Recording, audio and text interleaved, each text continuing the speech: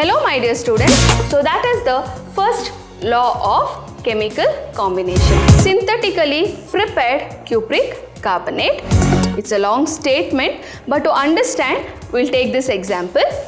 He is the one who has proposed this law.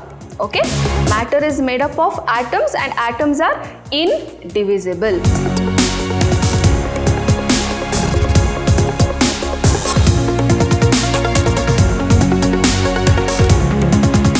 Hello my dear students, welcome back to the third session on the chapter Some Basic Concepts of Chemistry. Last class we had learnt about scientific notation and about significant figures. Today we learn about laws of chemical combination. We have 5 laws of chemical combination. The first one is law of conservation of mass, which was given by Lavoisier. Okay, what does it state? It states that matter can neither be created nor destroyed, or in other words I can put it as during a physical or a chemical change, okay, the mass of the reactants is equal to the mass of the products. Now this we can understand taking this example. We have 2 molecules of hydrogen reacting with 1 molecule of oxygen to give 2 molecules of water. If I take their gram molecular mass, hydrogen has 2 grams as its molecular mass into 2, which is 4 grams. Oxygen's molecular mass is 32 gram and molecular mass of water is 18, but we have 2 molecules of water which is equal to 36. Now if you see the mass of the reactants is 32 plus 4, that is nothing but 36 grams, and also in the product side if you see it is the same mass, that is 36 grams. So what we can understand is matter can neither be created or destroyed, but it can be converted from one form to other. Okay, so that is the first law of chemical combination. We'll see the next one. Next one is law of definite proportions, or it can also be called as law of definite composition. Okay, it was given by Joseph Proust and it states that a given compound always contains exactly the same proportion of element by weight. Now here, to understand this, we'll take the example of water. If I take water from well, or it can be rainwater, or it can be distilled water, whichever may be the source of water, water molecule will have 2 hydrogen atoms and 1 oxygen atom. Do you all agree? Yes?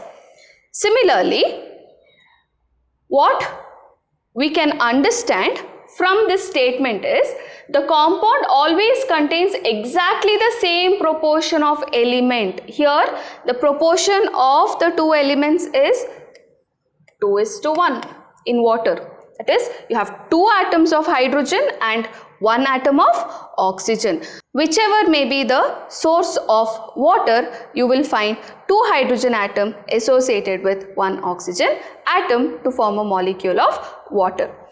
Proust actually worked with cupric carbonate. Okay, he took naturally occurring cupric carbonate and synthetically prepared cupric carbonate, and he found that percentage of copper in natural sample also was 51.35. In synthetic sample also it was 51.35. Percentage of carbon was 9.74 in both the samples, naturally as well as synthetically prepared one. And oxygen also was found to be 38.91. What we can understand is, irrespective of the source, a given compound will have the elements in a definite proportion. So that is the second law of chemical combinations. Okay, we'll see the third one. Third one is law of multiple proportion. So what does this law state? If two elements can combine to form more than one compound, the mass of one element that combines with the fixed mass of other element are in ratio of small whole numbers. It's a long statement, but to understand, we'll take this example. If I take hydrogen combined with oxygen in one particular ratio, I can get water. If the ratio of oxygen is changed, then I can also get hydrogen peroxide.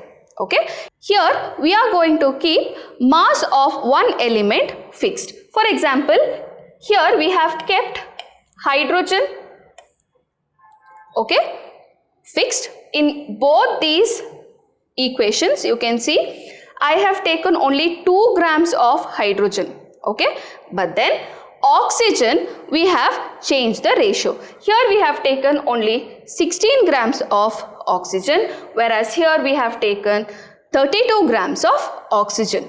Okay, when 2 grams of hydrogen combined with 16 grams of oxygen, we got water. That is 18 grams is the molecular mass of water. Whereas hydrogen peroxide we got when 2 grams of hydrogen reacted with 32 grams of oxygen. Okay, and the mass is 34 grams. Now, if you see the ratio of oxygen, what is it? It is 16:32. That is nothing but 1:2 ratio. Do you all agree? Yes, that is what is told in this statement. I'll read again. If two elements can combine to form more than one compound, two elements forming more than one compound, okay, the mass of one element can combine with fixed mass of other elements. So we kept hydrogen fixed and we changed the mass of oxygen.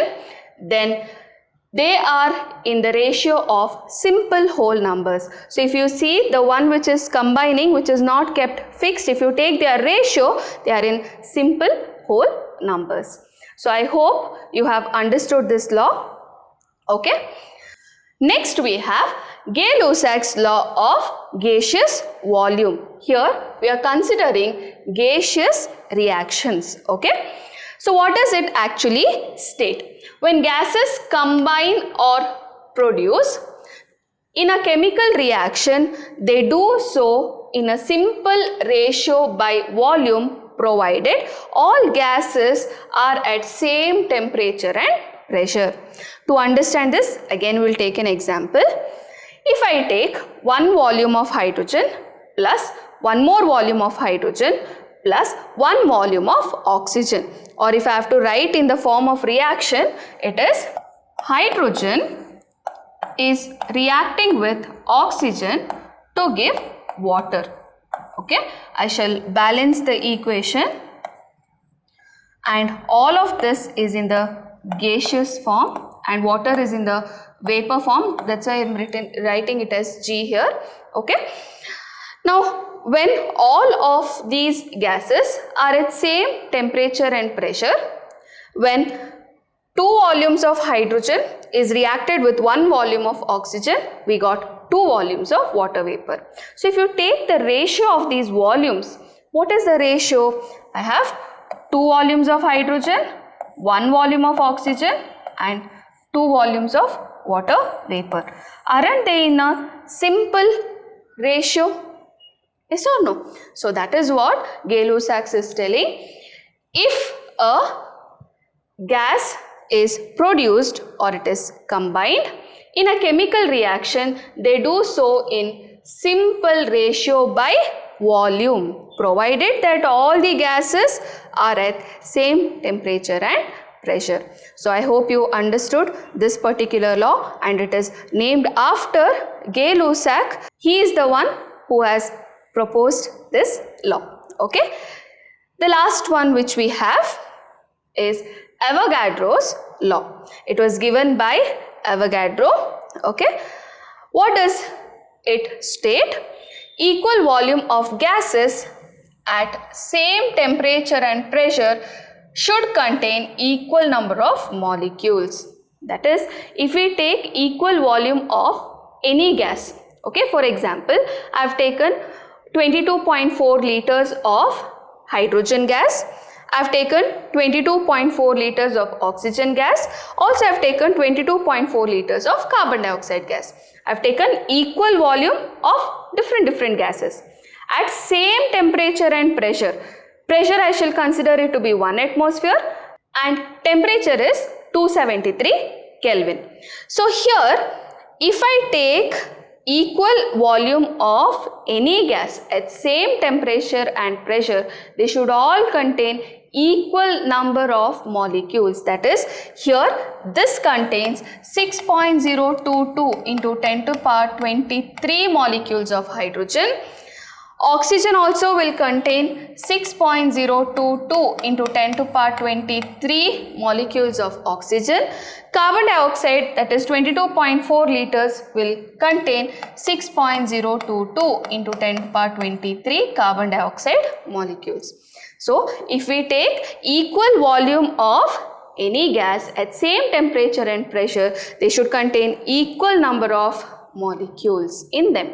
Okay, more about this number I shall explain in the further class. Okay, that's about Avogadro's law. Next we have Dalton's atomic theory. In 1808, John Dalton published a new system of chemical philosophy in which he proposed the following postulates.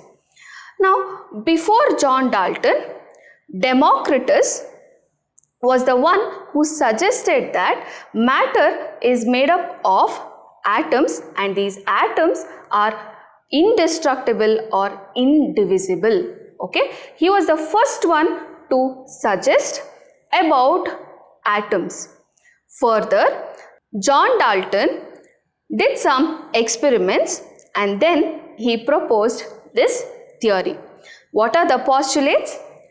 First one, matter consists of indivisible atoms. So that is the first postulate. What he told? Matter is made up of atoms and atoms are indivisible. But is it true? We know that atom can be divisible, that is, we have subatomic particles, which you will be learning in the next chapter. Okay. Second postulate is all the atoms of a given element have identical properties, including identical mass. Atoms of different elements differ in mass. So he told that in atoms of a particular element have identical properties as well as identical mass. Also he told atoms of different element have different masses. Next we have compounds are formed when atoms of different elements combine in a fixed ratio.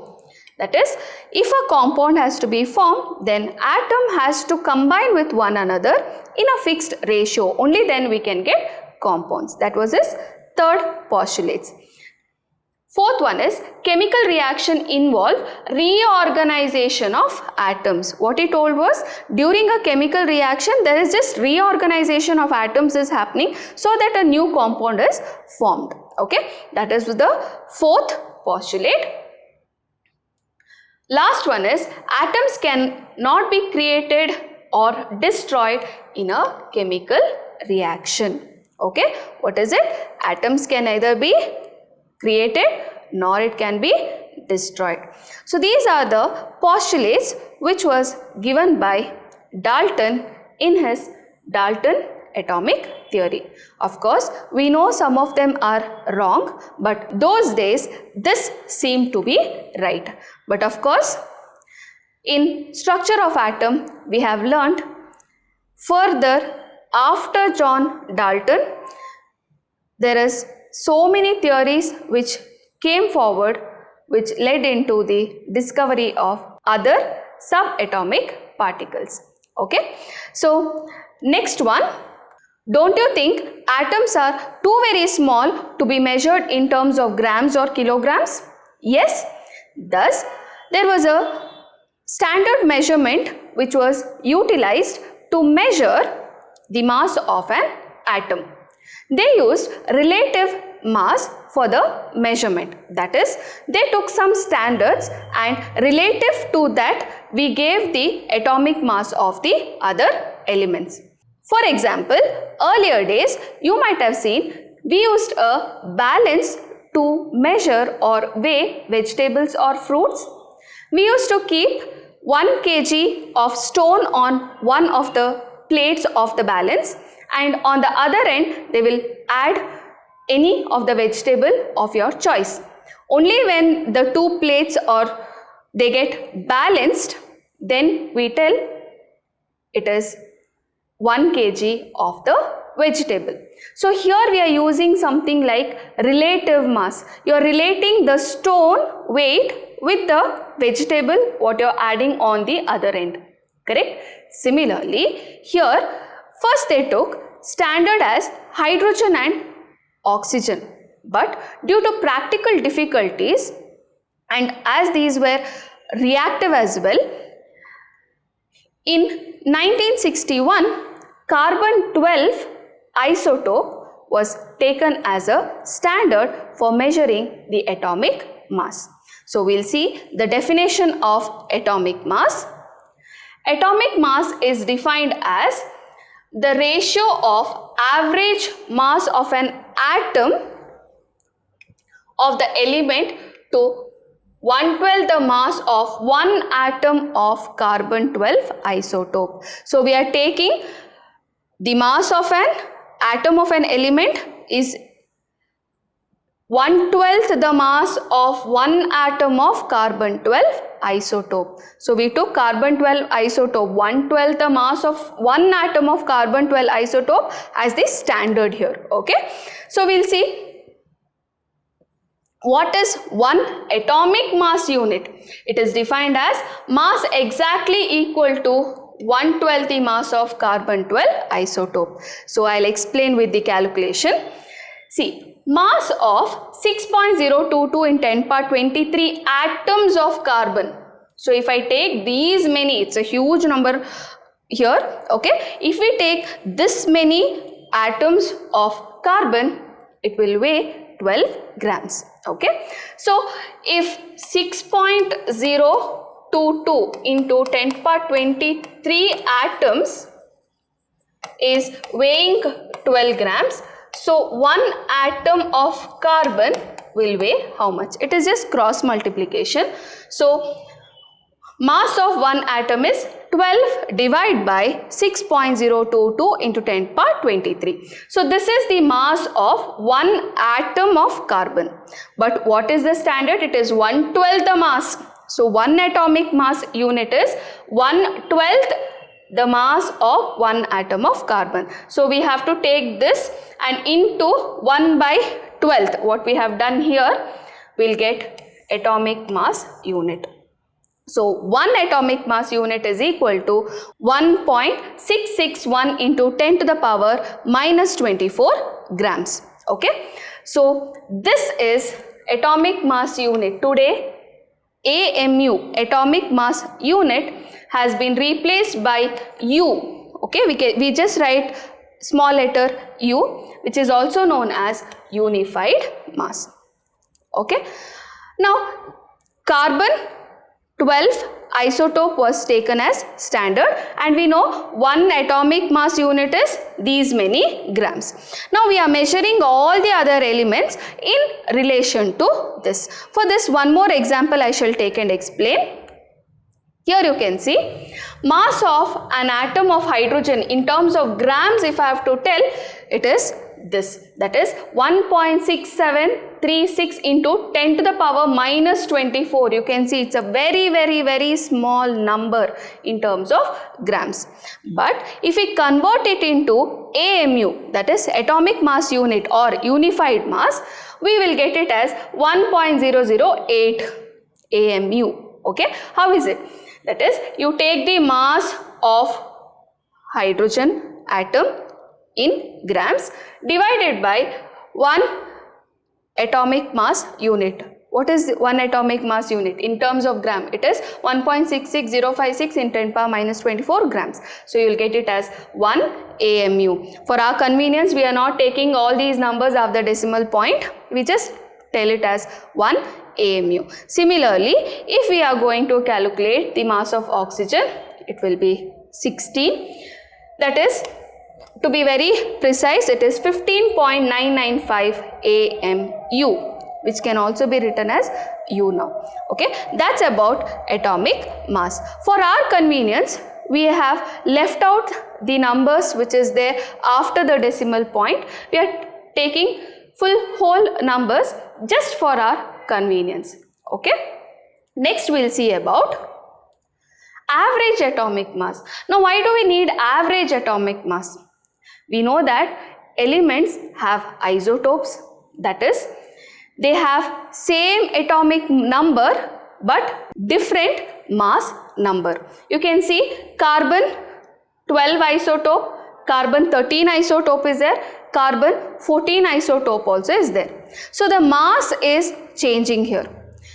If we know the relative abundance, that means how much is their percentage occurrence which is there naturally occurring. Okay, for example, you can see here in this table, carbon 12 isotope relative abundance is 98.892. That means you have in all the atoms of carbon, if you take carbon 12 isotope is found in a large quantity, that is 98% carbon, what we find is carbon 12 isotope. Okay, carbon 13 we have 1.108, that's all, a very small number. C14 isotope we have a very small number which is existing. So relative abundance is percentage of its occurrence. Okay, now if we know the relative abundance of every isotope and its atomic mass as well, okay, in AMU of course, then we can calculate the average atomic mass.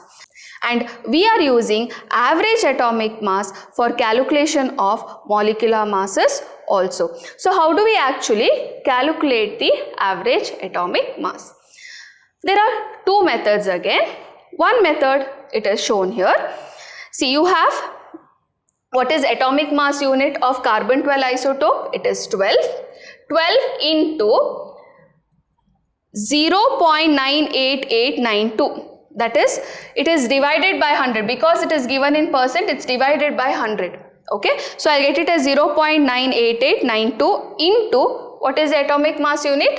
12 plus 13 is the atomic mass unit, okay, into 0.01108, that is again it is divided by 100 because it is given in percentage, we are converting it, okay, plus 2 into 10 to the power minus 12, again we have converted it, that is divided by 100 into 14, which is its atomic mass. So if I multiply and then add all of this, I am going to get it as 12.011 U. The other method is, we can take 98.892 into 12 plus 1.108 into 13.00335 plus 2 into 10 to the power minus 10 into 14.00317 divided by 100. Why? If I add up all of this, I will get it as 100. That is the total relative abundance. Completely if I am adding it up. This, even if this way if you calculate, you will get it as 12.011 U. So this is the average atomic mass which we use for calculation of molecular mass. So in standard, what you can see is the average atomic mass values which you get. Okay. Next one is about molecular mass. So if you know the atomic mass, you can calculate the molecular mass. So what do you mean by molecular mass? It is the sum of atomic mass of elements present in a molecule. Now for example, molecular mass of water. I have 2 hydrogen atom and 1 oxygen atom. So 2 into atomic mass of hydrogen plus atomic mass of oxygen. That is atomic mass of hydrogen, I told you we take it as round figure 1. So 2 into 1 plus 1 into 16. I have only 1 oxygen atom, so 1 into 16. So 2 plus 16 is 18U. Okay. Similarly, carbon dioxide, 1 carbon atom and 2 oxygen atoms we have. So 1 into 12, 12 is the atomic mass of carbon, 2 into 16, 16 is atomic mass of oxygen. So 12 plus 32 is 44U. Similarly, we have calculated for methane, 1 carbon and 4 hydrogen. So 12 plus 4 is 16U. Here you can see calcium carbonate we have taken, CaCO3. Calcium has an atomic mass of 40. We have only 1 calcium atom, so 40, plus we have 1 carbon atom, CaCO3, so 12. But oxygen we have how many? 3. So 3 into oxygen atom, so 3 into 16. If I add it up, I'll get it as 100. Okay. So here I have written 100 grams per mole. Now why have I written gram? Why have I not written U? Now instead of U, that is unified mass, or instead of AMU, if we are writing it as gram, it is called as gram molecular mass. What is it? It is gram molecular mass of a substance. Even in atomic mass, if we are, instead of, for example, atomic mass of oxygen is 16U, correct? Instead of 16, if I write it as 16G, then again gram if I put instead of U, if it is atomic mass we call it as gram atomic mass, if it is molecular mass we call it as gram molecular mass. Okay, so that is about molecular mass. Next we have formula mass. What do you mean by formula mass?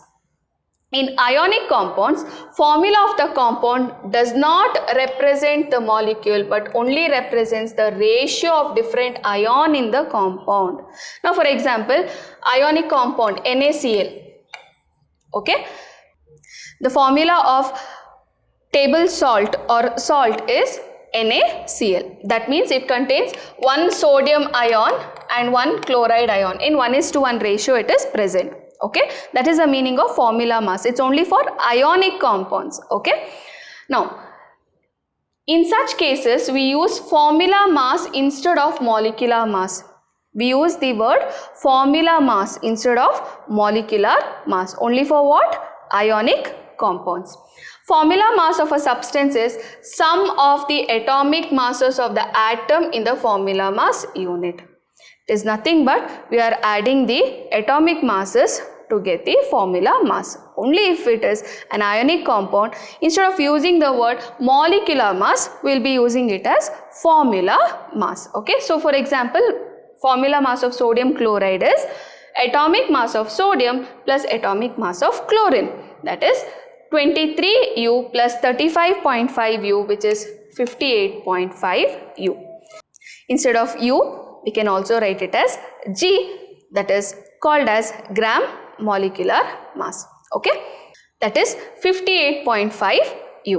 Okay, so I hope you have understood about the law of chemical combination, atomic mass, molecular mass, and also about the formula mass. Next class we will be learning about mole concept. Okay, thank you my dear children. Stay curious, stay focused.